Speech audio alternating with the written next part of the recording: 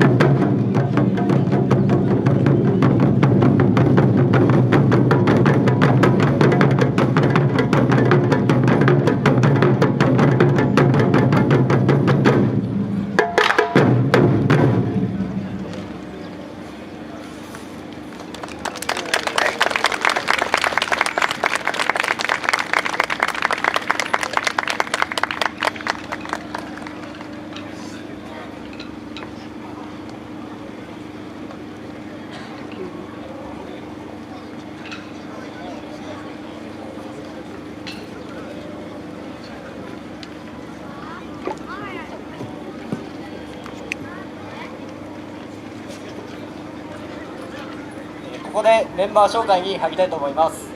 私が、テントウムシの会会長の木村壮太郎です。はい、テントウムシの会副会長の千葉蓮太です。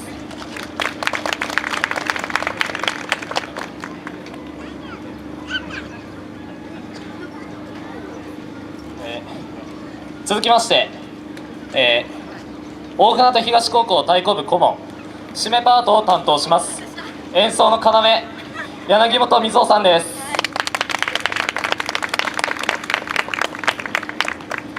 続きまして同じく東高校太鼓部顧問メンバー1美声の持ち主人々を魅了します稲部博康さんです。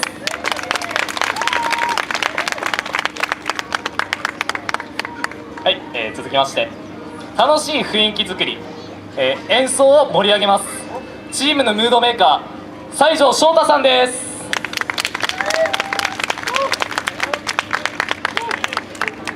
はい、まだまだいきます。笛担当笛の音色で心地よい笛の音色を皆様にお届けしますテントウムシのお姉さんキャラ担当佐藤あかりさんです。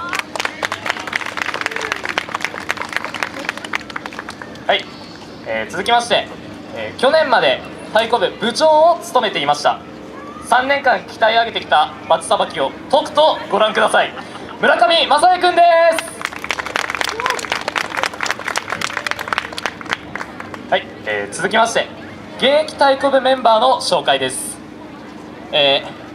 佐々木優香ちゃん、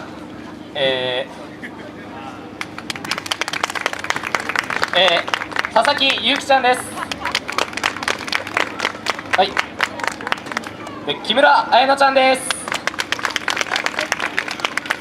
はいで真ん中にいる平山康生くんです。はい、以上11名でお届けします。最後に演奏する曲は大太鼓ソロオリジナル曲の流れの2曲を演奏します。流れは大船渡東高校太鼓部でも演奏している曲です。テントウムシバージョンにアレンジした流れをとくとご覧ください。